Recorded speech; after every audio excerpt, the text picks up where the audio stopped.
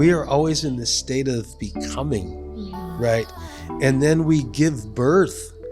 We are constantly giving birth to ourselves. And, you can see the proof of this in nature. A snake sheds its skin. How does the snake shed its skin? It rubs up against something rough like a rock or some thorns. And finally, it moves out and it's brand new and so sensitive and all that stuff. And we're the same way.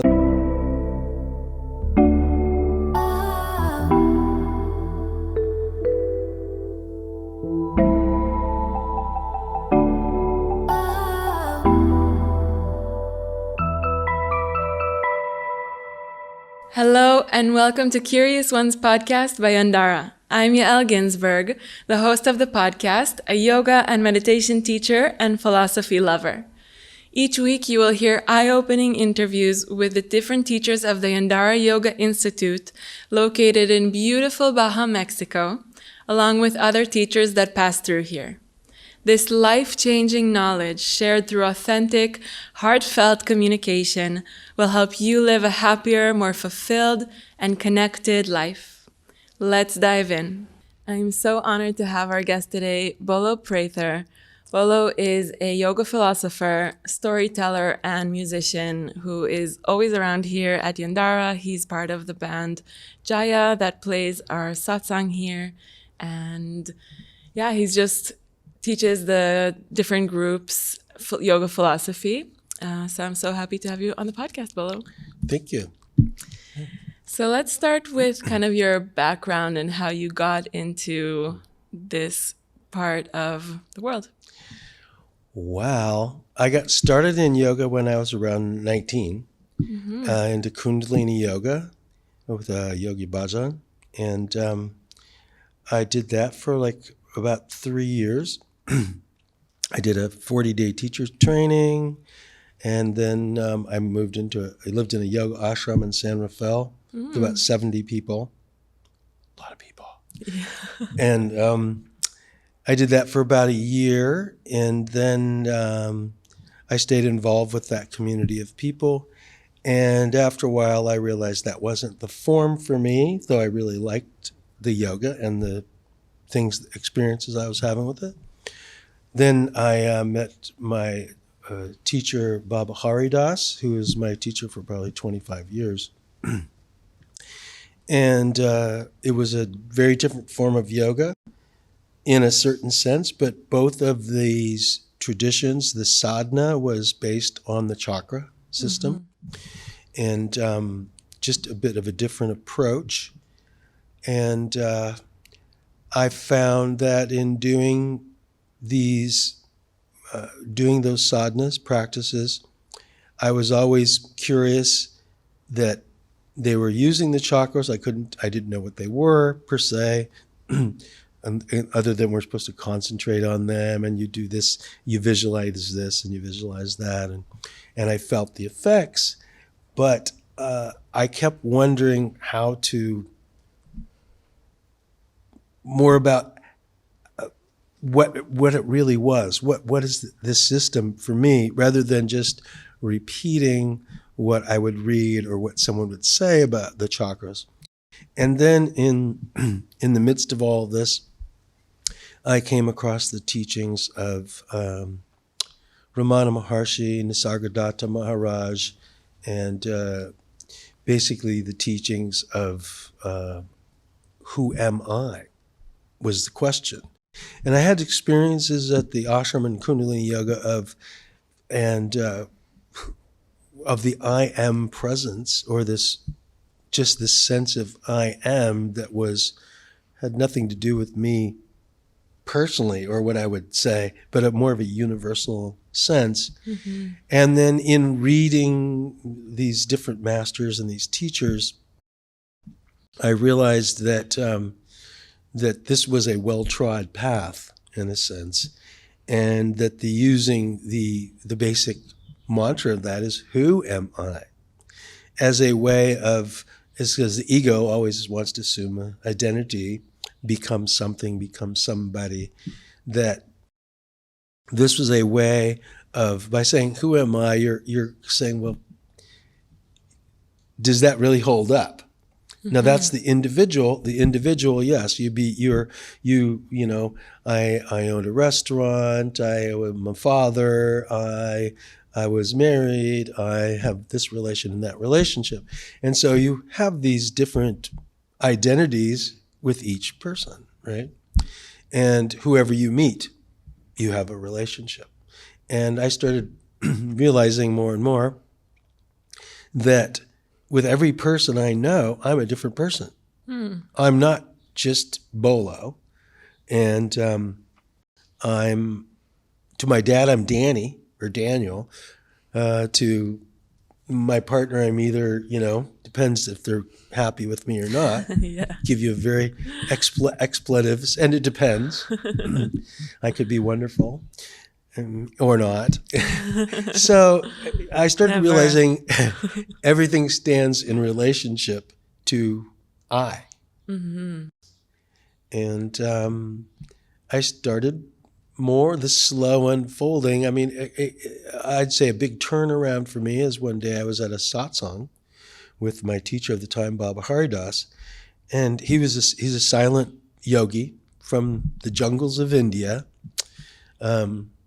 Silent yogi meaning? He didn't speak Okay. for like 50 years, but when I met him, it'd probably been about 40 years. Wow. He wrote on a chalkboard. Why?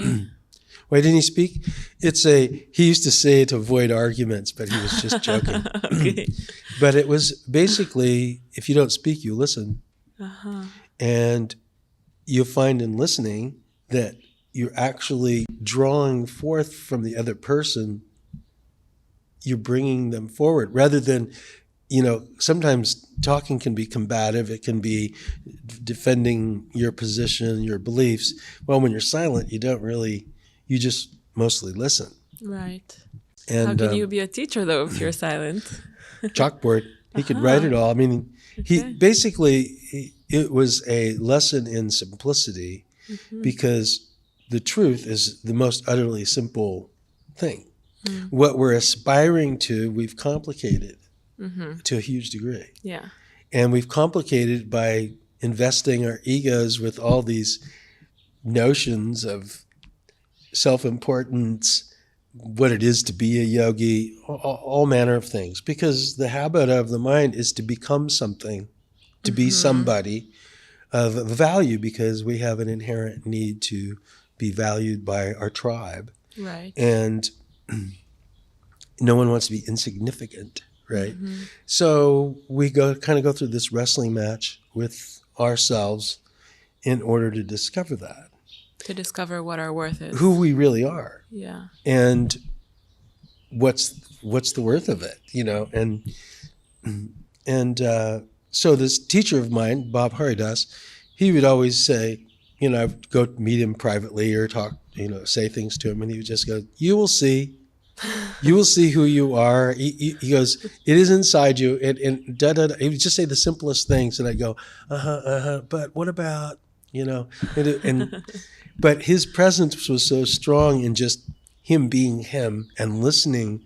It just draws you in, and at the same time, this was the core of his teaching. Besides being a master yogi, as far as understanding and having experienced Ashtanga yoga to a very deep degree, and giving available to all this knowledge, both mental, like he used to call it headache yoga, which is all the subtle body theory and all these other things that have to do with The energetic the map, body. the energetic map. Yeah. Right.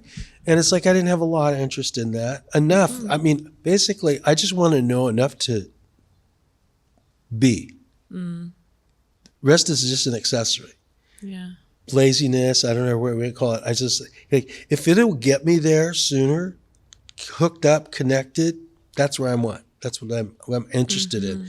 As a favorite teacher of mine of the past, who had passed away long before I was born, Ramakrishna, he used to say, if I want to go eat mangoes in the mango grove, I don't care about how many leaves, branches, and twigs are on the tree. I just want to eat sweet mangoes. And I'm kind of like that. I go, I could care less about this, that, and the other thing. Just give me the goods, like I want to eat. I don't want to just, don't tell me about all the other stuff. I think that's very natural. Like we always try to find the path of least resistance. That's kind of nature, how it is. So, I mean, that makes sense. We not to want to complicate things. Yeah, and the basic teachings of, say, Ramana Maharshi, or this self-inquiry, what's called Atma Vichara, is that you are what you're looking for. And you've just turned your mind around and you've projected it outward, so you go looking for it, that fulfillment outside, which is no new philosophy. This is kind of like the core. And so one day at the satsang with Baba Haridas, what was funny, backtrack a little bit, even though he didn't want followers, and just kind of like stayed to himself, and he would say, things that were just like, it's about you, it's all about in self-investigation and personal yoga and meditation, people were still inclined to, you really love the guy for giving this information, so you want to sit close to him, you want to do this. This is like a natural inclination. It's a very India thing as well. Like the closer you get to the master, you think his hot fire, your log's going to catch on fire, you're going to catch on fire too. And there's a lot of truth to that, the presence of a master teacher. Yeah.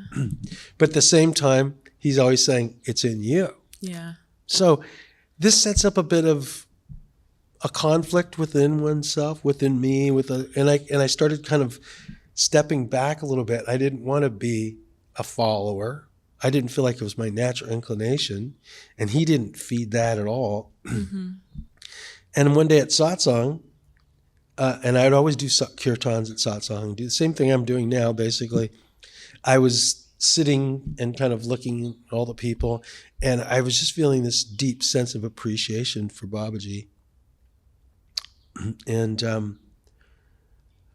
in that, seeing him there, feeling this sense of love and appreciation for all the things he's inspired in me. And excuse me. Anyways, I just got the feeling like I see him there, but I feel him here. And it was the strangest sensation, because I literally, that moment was the huge pivot in my life. Because for some reason I'd been projecting this. And of course he fit the bill. He looked like a yogi too, whatever, Indian and all that. But I literally felt it inside me, but I was seeing it outside me. And this, I felt like I was kind of pushed out of the nest, the spiritual nest, so to speak, at that point.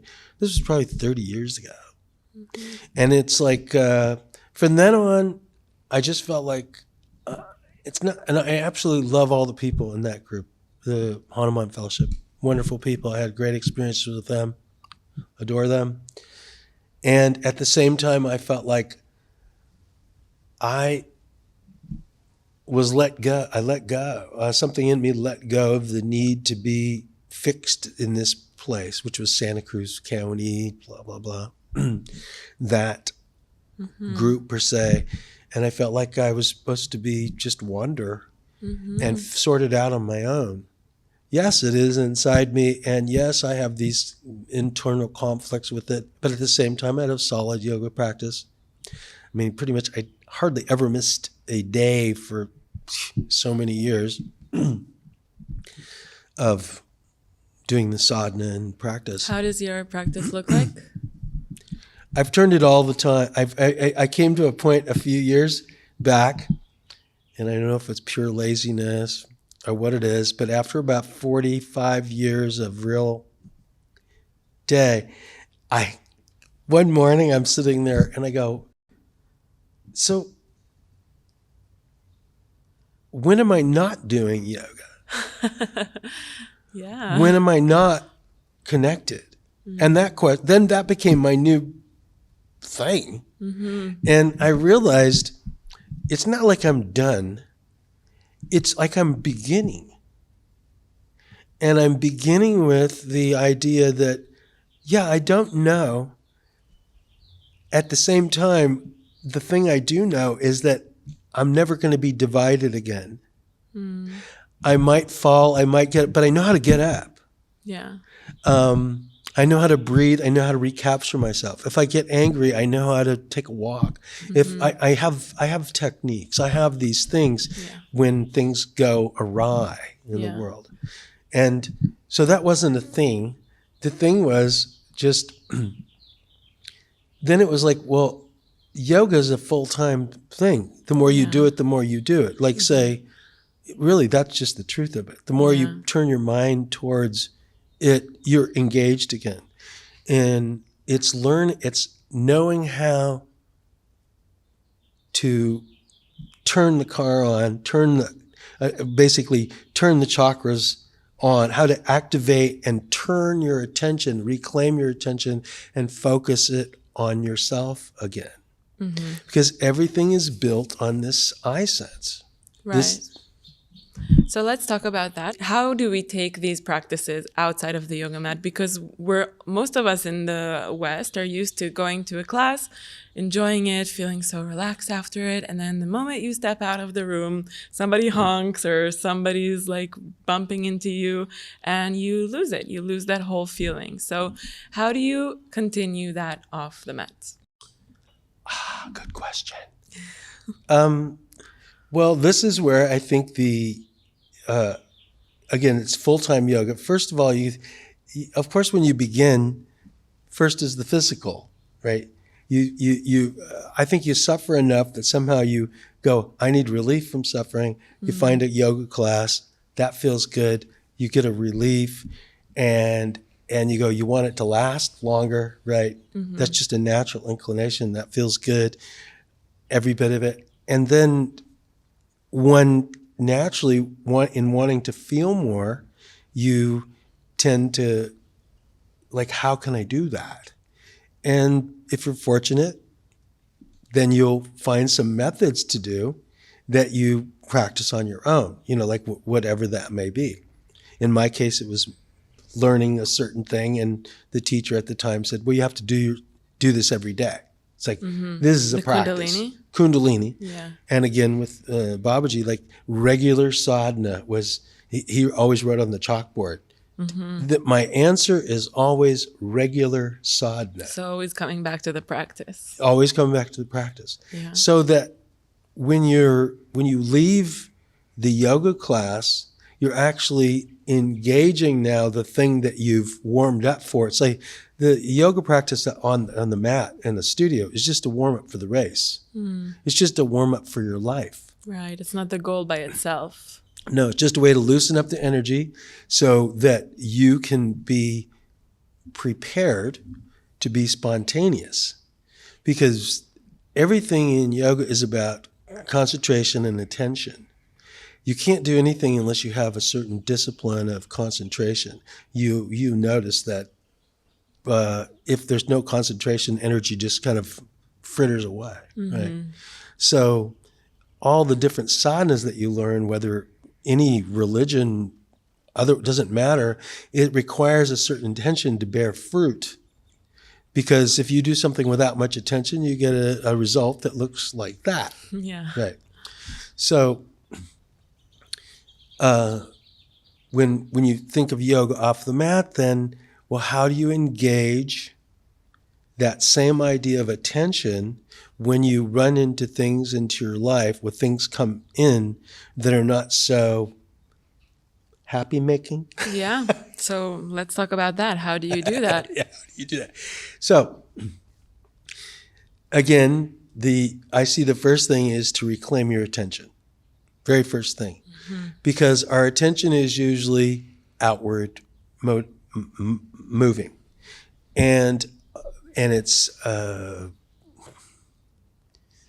would you say, by being drawn into the outside world, into the world of opinions, beliefs, concepts, You find different ones that resonate with you, and you might grab onto those. And then there's other people that they have different ones, and they tend to combat, right? So what you start to notice more acutely, your awareness, the more physical stuff you do, asanas and everything, it starts breaking up the energy patterns that are in the joints in the body, the myofascia, and all the energy channels. Because what's happened is every event and thing that's happened in your life, every emotional event, there's a picture for every moment. And this body is like a library that contains all those things. And through the water element, you could say it's just like a proof of a picture is stored, and it's emotionally glued to the interior of the body. And when you take up asanas, for example, you start breaking up that log jam where all this garbage has collected, and it makes us ache, it makes us do these things. And so you start breaking that up. Well, then that necessitates the need for pranayama and meditation, because pranayama facilitates that energy movement on breathing, conscious breathing, whatever that is for you. It facilitates the movement of that energy, and meditation allows that movement of energy to happen in a conscious way rather than a deluge, like you'd say, watch out for the flash flood. So what yoga does, instead of being unaware that there's a flash flood coming, you become aware through that breathing, opens up your inner sense. So when the energy starts flooding from the subconscious, because you've broken up that, so all that energy is getting released with all these pictures, but because it's not in your present state, it can be very disturbing. So yoga's not a cakewalk all the time.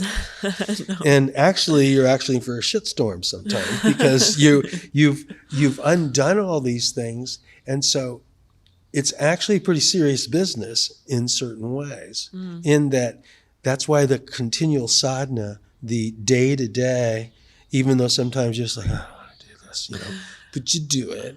And it's like training, any kind of training. You train that muscle of reclaiming your attention and refocusing it into the middle, into the center of yourself. So again, because it's all built on this sense of I am the world, Bolo does this, Bolo does that, Bolo's good, Bolo's bad. Now, when I grew up, it was kind of like, oh, Danny did this, Danny did that, Danny did, so you, all this character. So around 19, I got another name, Harinam from Yogi Bhajan, and all of a sudden I have a new name, so people are calling me Harinam, and it's like, Harinam didn't do nothing bad yet. Then I became Bolo. My Baba Haridas, I didn't ask for a name. He just said, you are Bolanath, which is the name of Shiva, means innocent and guileless and all these things. And I've realized through time, it's like, he saw my real nature. My real nature is innocent. But the thing is, it's like, now your responsibility is to see and feel the innocence underlying everybody, everything, all those conditions. To fulfill it, kind of. Yeah, so to prepare the ground for my self-realization, in a sense that if you render the world innocent, no matter who does what or what they've said or done, you've taken part in this grand alchemy. And alchemy, as you probably have known, and many people know, is just the classical example is turning dross or base metal into gold. But the spiritual meaning is taking that, all the ingredients you're given in your life, your social, cultural, your identities, your beliefs, concepts, all of that experience in the cauldron of this body.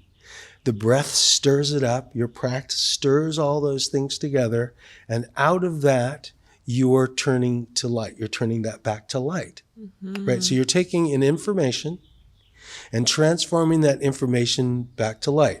We are functioning much the same way as a tree. does turning it to oxygen, making breathable. We're taking information, and if we're functioning naturally in harmony with nature and the all and everything, we do this in a way that's it's just a flow-through system. So humans, to me, using the chakras as the model and lens through which we see things, is a way of transforming that comes through us.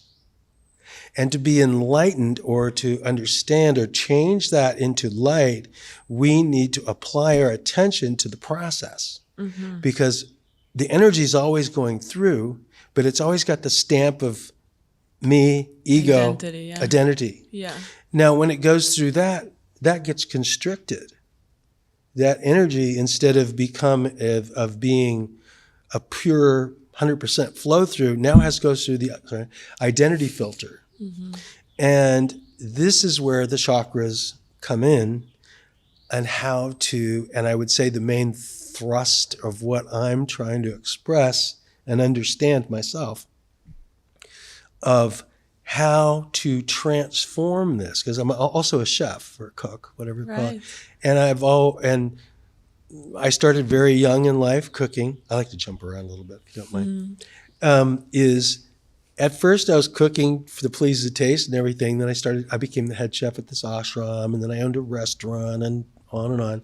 I started realizing that recipes are the same as this process of self-realization. You're given ingredients. You're getting a knife to cut things into smaller pieces. You're giving flame, water, earth, all these things to transform. And so I came up with this notion for myself, recipes for enlightenment. I have a book that's not done, of course. I've got lots of things that are undone. I'm like a work in progress that way. And so I started realizing everything follows this process. So information comes in a big chunk, right?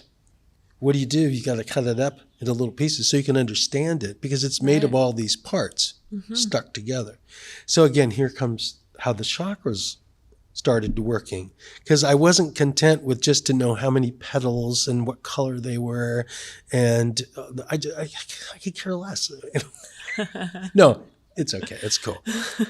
But I want to know how this works. I want to know how to drive this car. I want to know how to start it, and I want to know how to drive it. I want to know what it's how it works. Practical.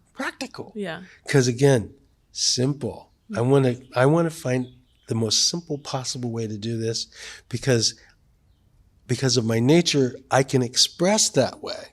But if I have to go this roundabout way, anyways, not for me.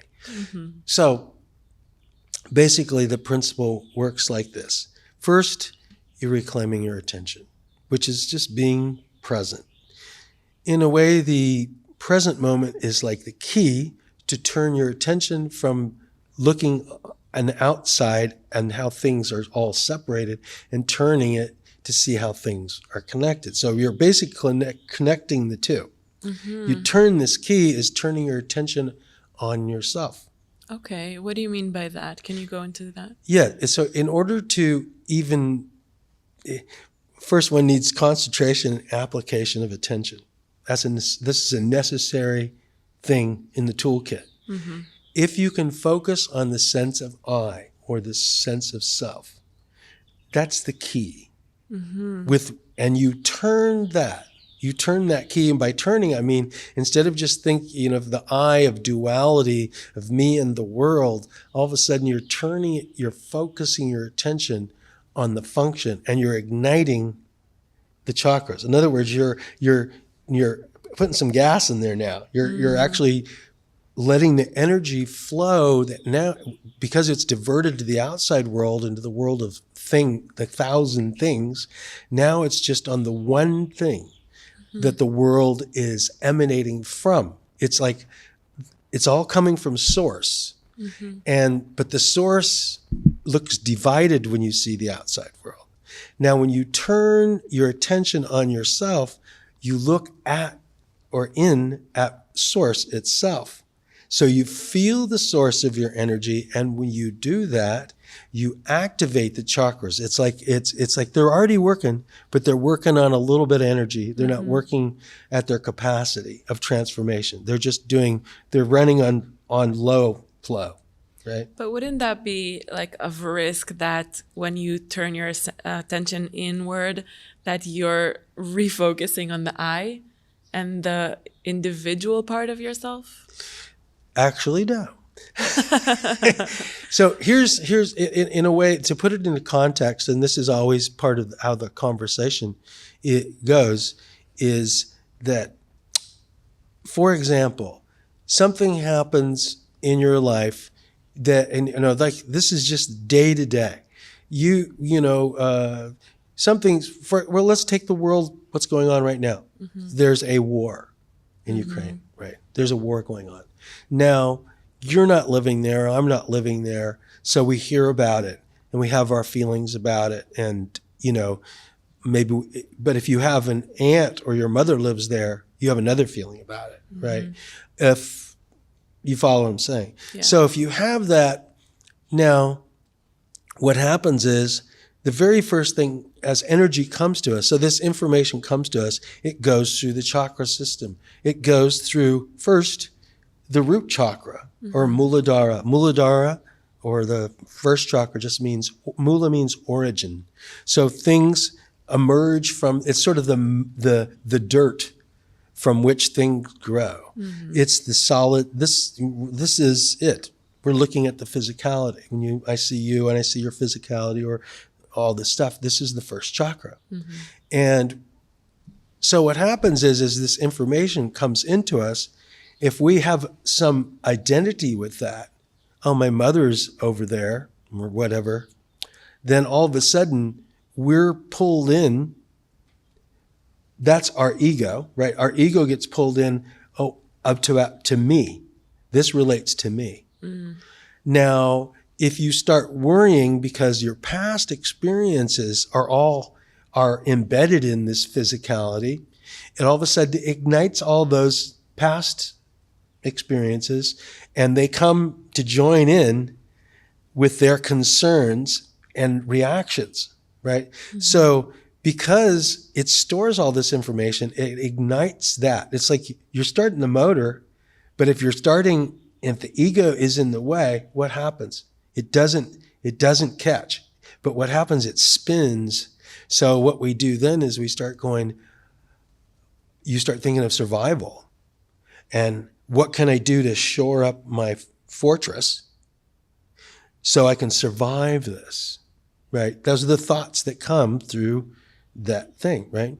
Now, but if you apply this attention, apply your conscious awareness, and you breathe at that moment where you'd normally react, and this is the key point. It's like when you feel that sense to react, that's the moment when you breathe your mantra or whatever. But breath for me is the handle. It's like having your hand on the reins of the horse or your hand on the steering wheel.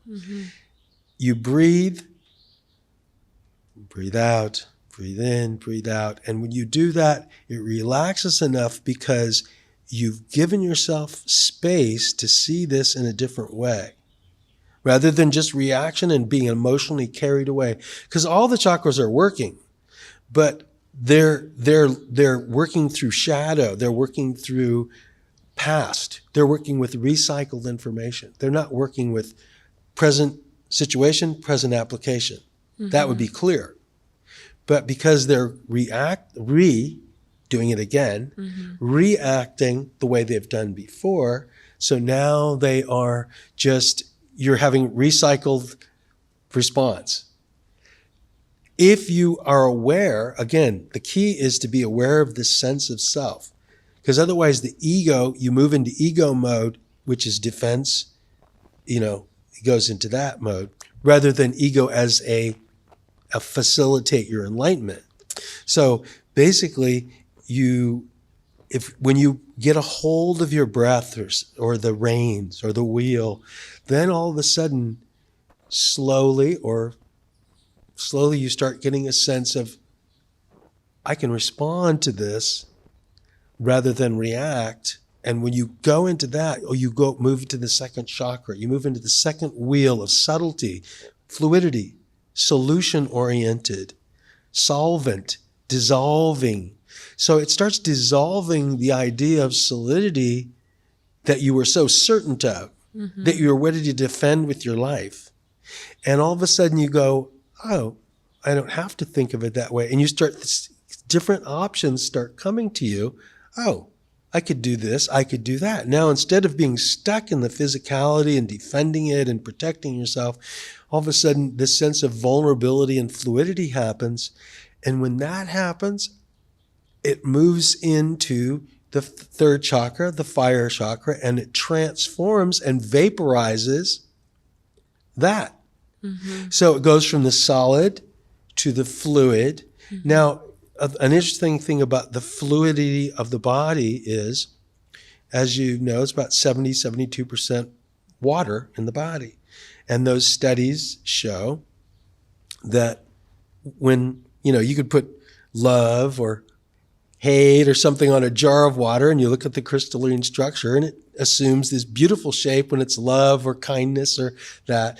And so the thought produces a change in the water structure.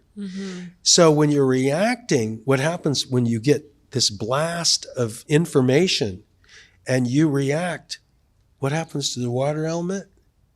It changes all those cells, 70%, or what throughout your whole system, changes the crystal structure in the whole body suddenly.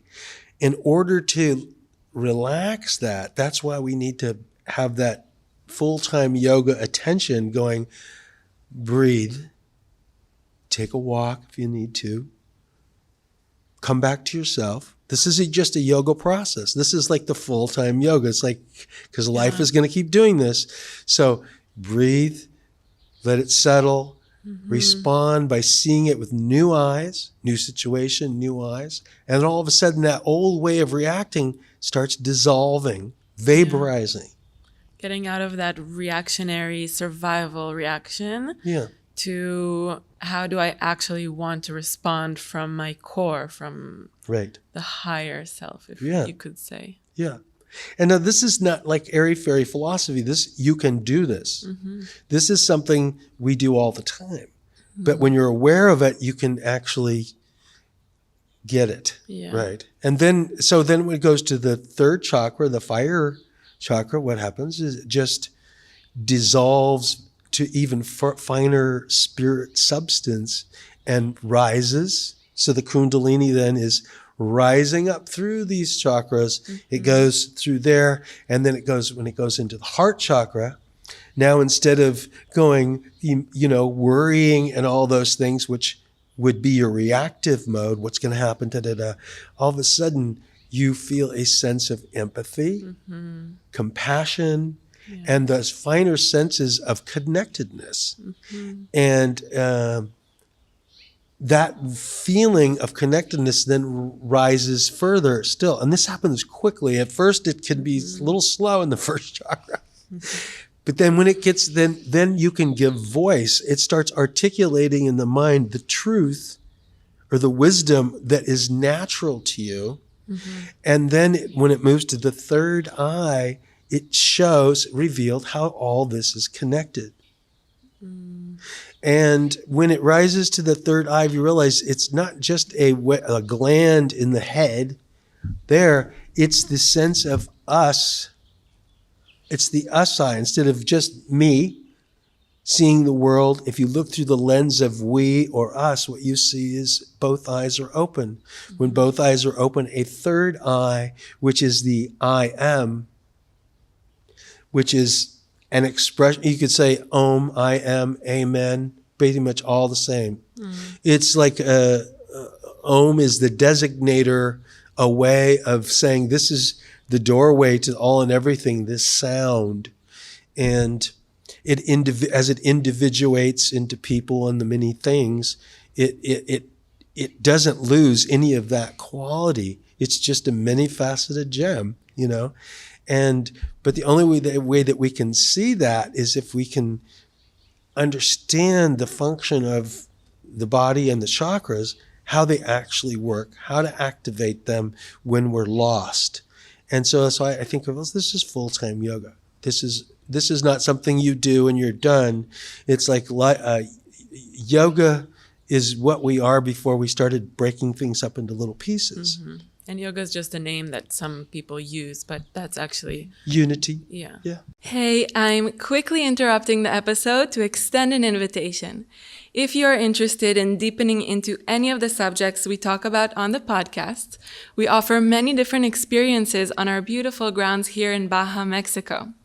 From 9-day modules such as sound healing and yoga nidra to breath and meditation, as well as 200 or 300-hour yoga teacher trainings and many different shorter retreats. Check out our website, Yandara.com, to see all the information about the different experiences.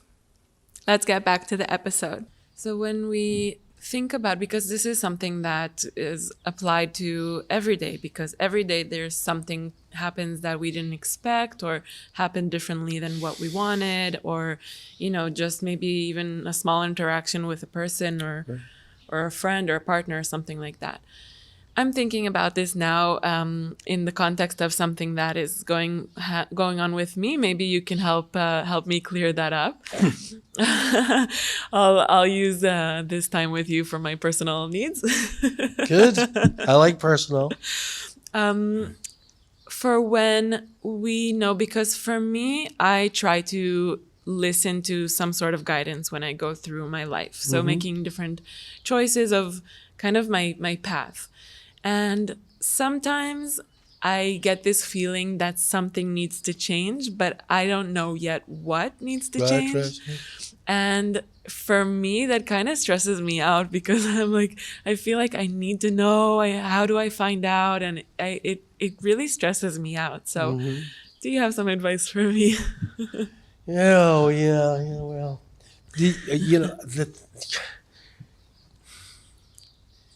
the thing is, I like the notion of giving birth, and I've noticed, being a musician and I'm a songwriter too, I can relate to what you're saying. It's interesting. This ties us with nature so much, with the moon cycle and all this. It's our humanness is that before it comes to the conscious mind, what it is, what we'd like to know, there is a bubbling up of unknown things. It's kind of like we're stirring it up from the bottom up and it's coming up. It's going to become something. We are always in this state of becoming, right? And then we give birth. We are constantly giving birth to ourselves. And, you can see the proof of this in nature. A snake sheds its skin. How does the snake shed its skin? It rubs up against something rough like a rock or some thorns. And finally it moves out and it's brand new and so sensitive and all that stuff. And we're the same way. Like a woman's cycle is a perfect example of like, they're in line with nature to recreate themselves, to recreate nature. Right. And you look at the process that goes on in that moon cycle, because men are tied to it as well. You just haven't learned to acknowledge it as it. Yeah. We can avoid it if we want to. I find it's best not to, because I definitely feel the effect of it. Wow. And I think the key is that unknown rumbling is you apply it's like, instead of going, the worry or the things that kind of come up with it, is give yourself to that unknown, to the uncertainty. And it's tricky because we want things to be formed before they're ready to be formed. Right. Like you've heard that say, like, well, that's a half-baked idea. You hear these things, and we're here to learn a little patience too with the process. It's so hard for me to be patient. I have to admit. I don't know if patience is the right word, because I've heard also it's like if you're patient, you're going to be a patient. But I think the thing is like, I've known whenever I try, like for example, I have a hard time booking myself gigs outside. I don't like planning. I don't like self-promotion. I don't know where I got that from. But it's a challenge for me. And when I've pushed on it, it always bites me in the ass in the sense that it's like, it doesn't work. It's like, and so I'm still like you, I'm still learning in this learning process of allowing the space for the mystery to take place, rather than trying to fit it in to something I've created before, because I think it should be here now. Rather, and like, so to just go, wait for it. And the waiting is, it's not like, for example, my partner, it's like, it was funny, my dad's going, like when she shops, it's like she reads all the labels. Like, I'm a professional shopper because I used to have a restaurant and I've done all these cooking things. By professional, I mean I can just go down the aisle and get everything. I can be done pretty quickly. Now, I don't know if that's enjoying every moment, but I enjoy that I have that skill to do that. She enjoys reading all the labels. I haven't been down that aisle yet. I go, I've already got all the stuff from that aisle. No. She luxuriates in life, and I think, wow, what a beautiful thing. What a beautiful person she is. And that's not my thing. I like, so like my dad goes, get a book. He goes, because his, I think women, his wife was the same way, like tend to, to be more in, and I go, what a beautiful thing that is to just sort of, for me to reflect on. So again, I think it's, savor the uncertainty, because if you don't know what's going to happen, it has much better chance of being much better than you could have imagined, because your imagination is built on memory. Yeah. And our tendency is we want to recreate something because, oh, I know, I like that. That was great. I want to do that again. There's nothing wrong with that. I like to repeat certain recipes, but I'm always messing with them too. Yeah. You don't want to go to what was. You want to develop and go forward. Yeah. Definitely. Would you say, and I love what you said, that it's really not about figuring it out and finding the answer, but kind of enjoying the in-between time and letting it emerge and letting it surprise you. Would you say that it's kind of connected to what you were saying with the chakras and the process of going from the root chakra to the vision and the knowing? Yeah, absolutely. Because I think whether we like it or not as an individual, we are moving towards an inclusivity and acceptance. I think we're at the mouth of a river to the ocean, my sense of things, in that as we move into that broader sense of inclusion and understanding, we start losing certain things that were important before. What do you mean? Like, it might have been really important that things were a certain way before for me to feel good. Conditions have to be right. Okay. So those conditions, as you move on, become less important. The conditions for happiness become less important. You become more adaptable, more flexible, right? So the process of yoga reveals in us creativity, adaptability, flexibility, all of the things that you would say, well, those are good things. Because then your conditions for happiness disappear. You can just be happy because you are, rather than, well, they didn't do what I liked, and so That's not good. Yeah, and I think the breath is really important in that process because Oh, yeah. it's like our reaction is to feel a certain way about something that happened. And once you take a moment and really breathe and come back to your center and yourself, then it's less important what the other person did or didn't do. Yeah. And the external conditions, it's more about, okay, so what now do I want to do? Exactly. And, you know, a lot of this is we're learning, it's in relation. It's relationship. We are in a relationship. Yeah. You and I, the earth, you and I, everything. Yeah, the you know. listeners. Yeah. So since we're all in this relationship, then if we want to enjoy this relationship, which is our natural being is joyous, it's loving, it's kind, it is all these things, it is innocent.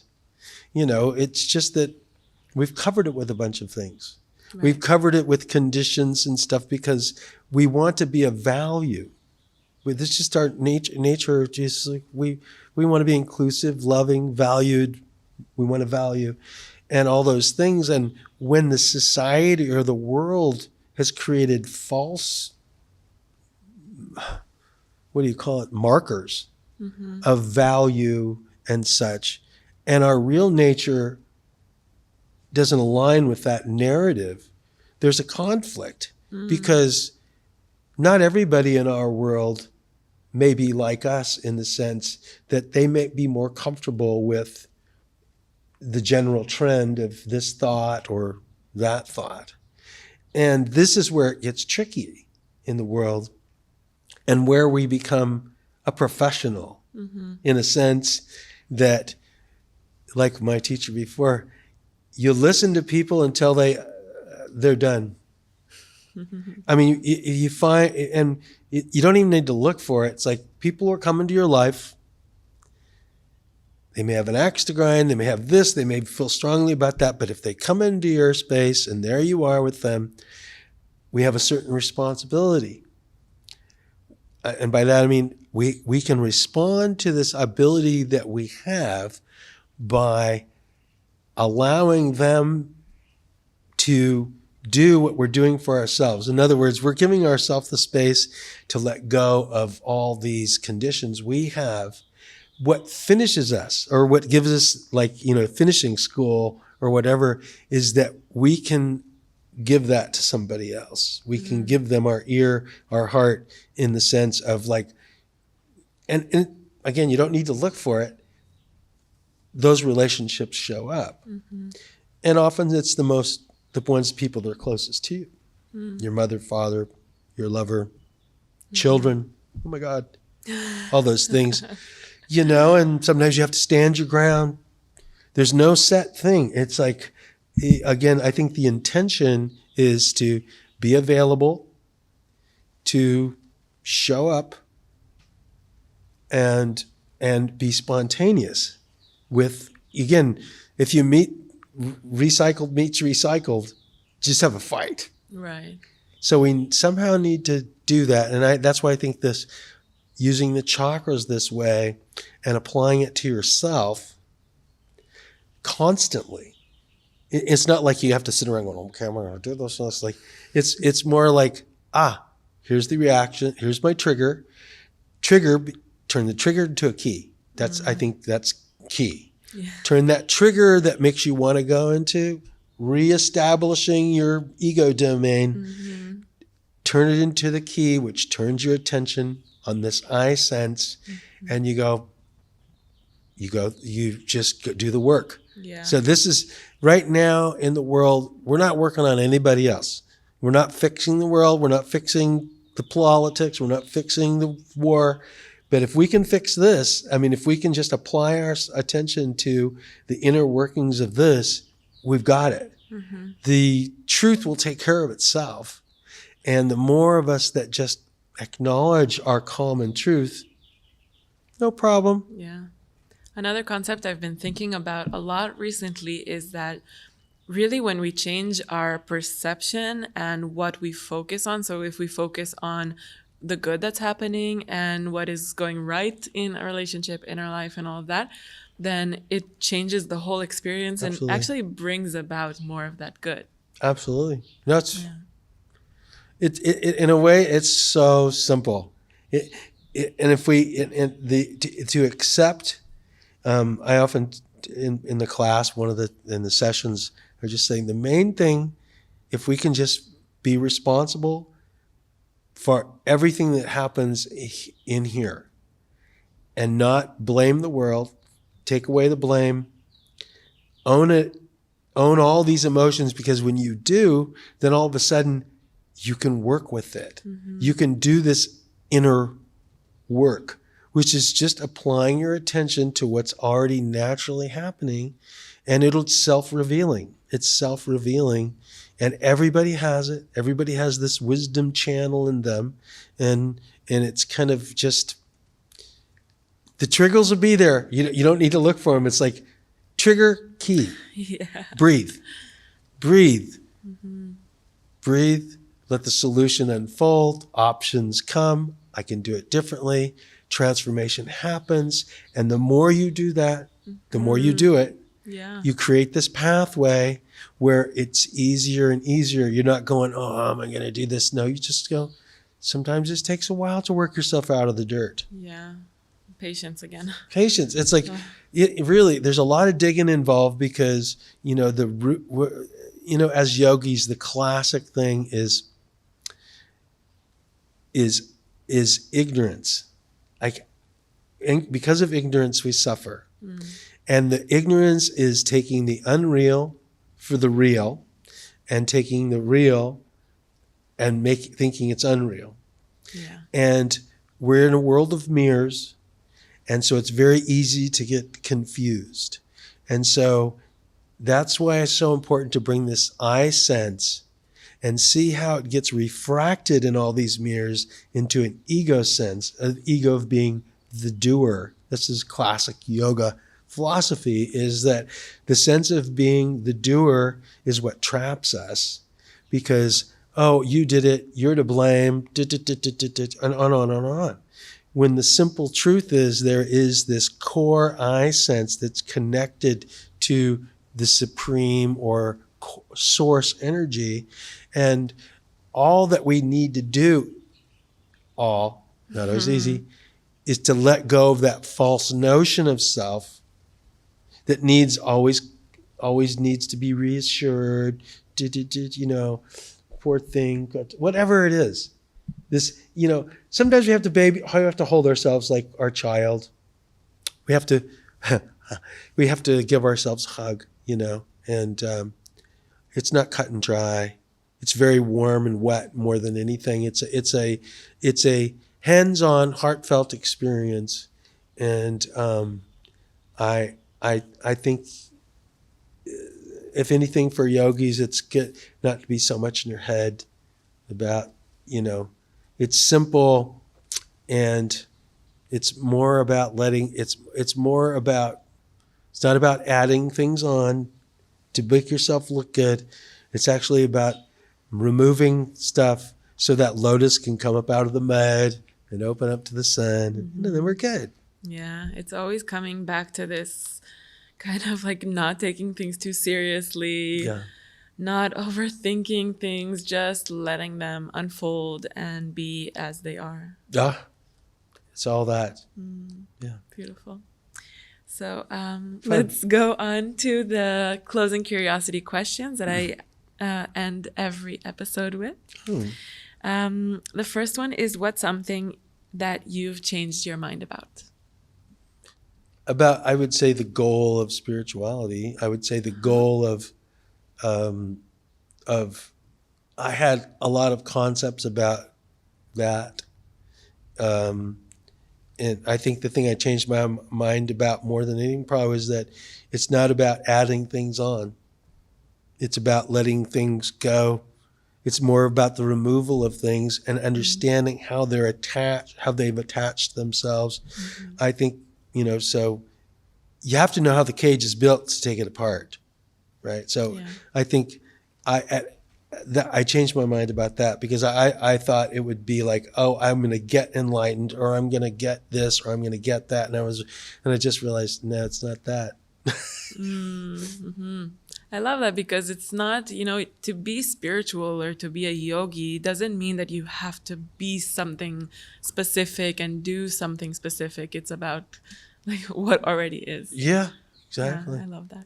Well, what I noticed there's a lot of, having been around a lot of yoga communities and stuff, is I see lots of yogis out in the world that don't even think of themselves as yogis at all. And that by just listening to them and seeing where they're going, by just saying a few things here or there, you can be kind of helpful to them because they'll go, oh, don't yogis do this and no yogis do that? And I'm going, like my teacher used to say, simple people, honest people with integrity, this is like salt of the earth kind of. There's a lot of people like that. There's a lot of beautiful people that don't think they're yogis. They live very, I don't know, beautiful. Natural. Yeah, very natural. Yeah, amazing. What is something that you didn't think you could do and you did? It didn't. Well, be married. Really? Yeah, in a way, and I mean that in about 10 different ways, but is there? I years ago I married myself, which is a weird concept, and it's a long story, but I'll give you the very short version. Because in yoga, you're marrying, in Christianity, you're marrying Jesus. Mm-hmm. The nuns marry Jesus. Mm-hmm. And I thought about that a lot. I thought, well, you're marrying your inner moon and sun. This is the whole idea. You're balancing the opposites, the yin and the yang, the picture, right? And it's like the two, by joining the two in a harmonious way is the divine union or the divine marriage. But the only way that takes place that I know of is when those opposites become equal inside of us. Right. And so years ago, I was going, I just want to marry myself. I just I don't know what that means. And I'd been doing yoga probably 15 years at that time, maybe 16, 17. And I picked up the local paper in Santa Cruz, the Good Times, and the astrologer said, you should think about marrying yourself this week. So I took it upon myself. I had some land I shared with people in the Arroyo Seco Valley on this river, and I went by myself for about 4 days, and I just was alone. And I drummed and danced around naked. I built fires. I ate food, howled at the moon, had a great time. And I married myself. And since I do that with other people, I do it with a lot of the groups. I'll do a group marriage. And basically the wedding vows for such a marriage is, I'm ready, I'm open, why not? Definitely. And I realized for me, that's my mantra. Mm-hmm. It's like that if I want to be, to be authentic, you need to be ready. Like in Christian terms that Jesus was said to have said, keep your lamp trimmed and burning. Mm-hmm. You never know when the master is going to come. Mm-hmm. So it's the same thing. It's like, well, I'm ready, I'm open, and why not?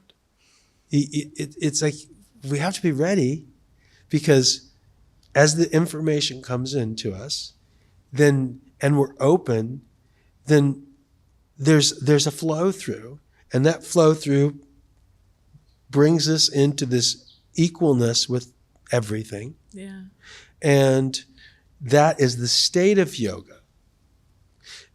When we individuate, we kind of move away from it. Mm-hmm. So it's just kind of having a basic understanding of that, and that is the actual fact. Mm-hmm. Whereas we often think, I have to do this to get that. Mm. It's not true.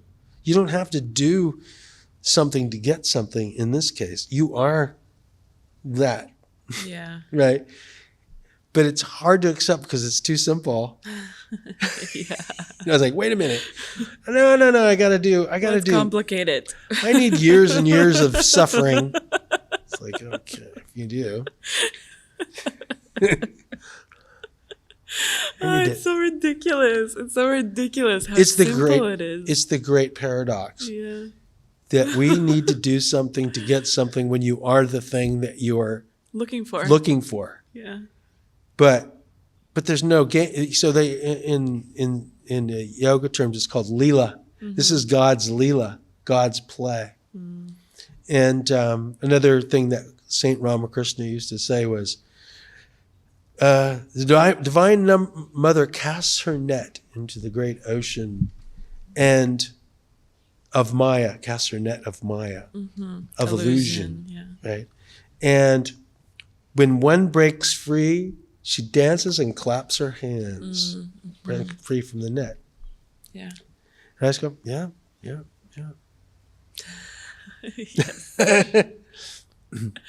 I love it. Marriage is basically a union, right? Yeah, it's not even with somebody else. It's like if you're married to yourself, which is just true, then no one can mess with you, right? You're good to go. So you enter as a complete. So like I have a partner now, and like I get along great, and it's more of a support, friend, lover, friend, confidant, spiritual partner, journeyer, but we're both whole. Yeah. It's sort of like, it's helpful. Yeah. Finding this wholeness within yourself and not looking for it in a partner or outside of yourself. Yeah. And I noticed with her, we were friends for years before we were married. Mm-hmm. Really good. Like she always said, I always thought he was so not boyfriend material. I'm going, whatever. April. Yeah, you met it. Wow. Oh no, like she's like we're very different and very similar. Like, yeah. She talk about someone with focus. She has such strong focus on things, like I always think if I want to learn like how to concentrate, I really, she's great at it, but dogs are really good. Dogs? Dogs at the dinner table? Oh yeah. If somebody's just listening to the recording, he's being very focused right now. Oh yeah. Oh my God. Beautiful. Next question. What gives you hope? Well, when I look at the world and see all the insanity and everything, I go, all the best movies I've ever seen, whether it be Lord of the Rings, which I really like, Harry Potter. I love fantasies. Because I think they're a statement of the times of this is the modern myths, Star Wars, modern myths. All these things are an expression of the collective in a certain way. Yeah. And I think it's much better than what people say, or narratives, because it's an artistic rendering. And being a musician, I relate to that, the feeling that it evokes. And what I've noticed is that the mind that's gone so far ahead of itself, far ahead of the heart, and is trying to configure everything into the future to create a certain narrative that's going to be like this or it's going to be like that, and trying to guess everything, every chess move.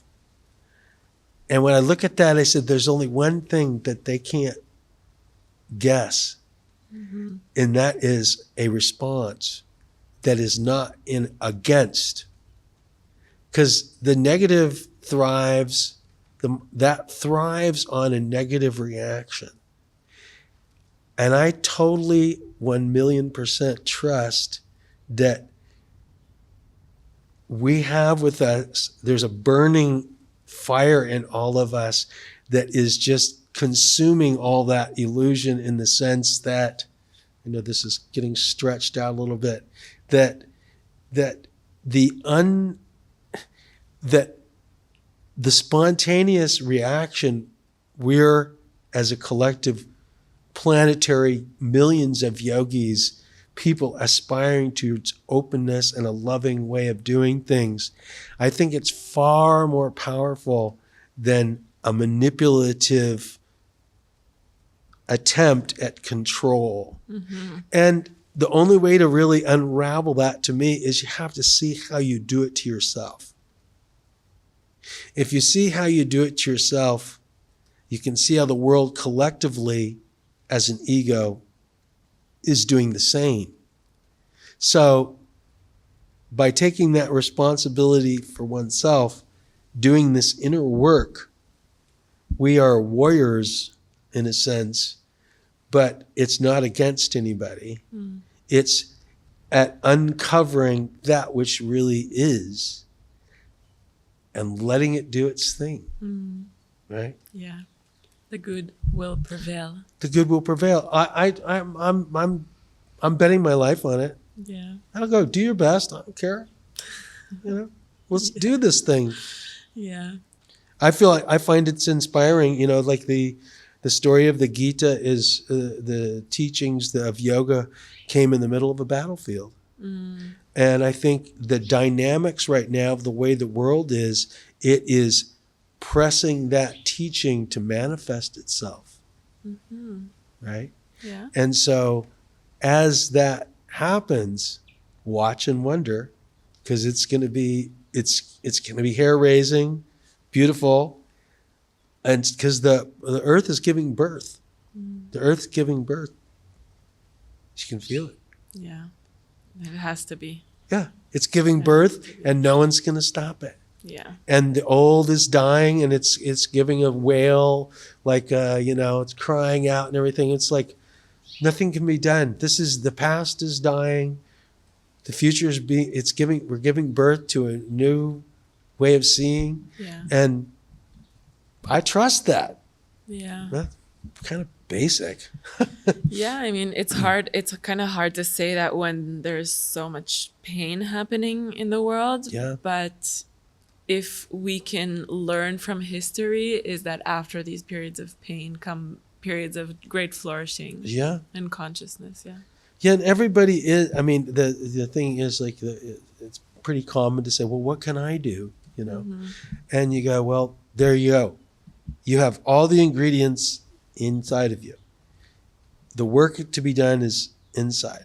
Mm. And there are plenty of people out there. There's people front lines fighting.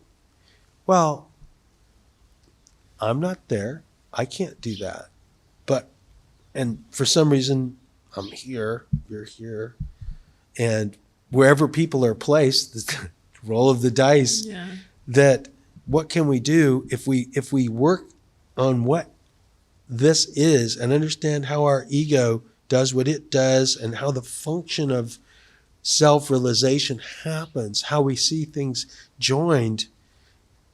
Imagine that wave of energy, all these people seeing how things are connected, how love joins us, how this and how that. And it's like all these other things are trying to divide and everything. Which is more powerful? Mm-hmm. The source of everything, or the mind that tries to control the source of everything? Mm-hmm. And I think that mentality is dying, and that the earth's energy, the kundalini of the earth itself, is rising up. Yeah. It's shedding its skin. It's stirring shedding its things up. Yeah, it's stirring things up. It's shedding its skin. And as it's shedding its skin, it's very vulnerable and sensitive.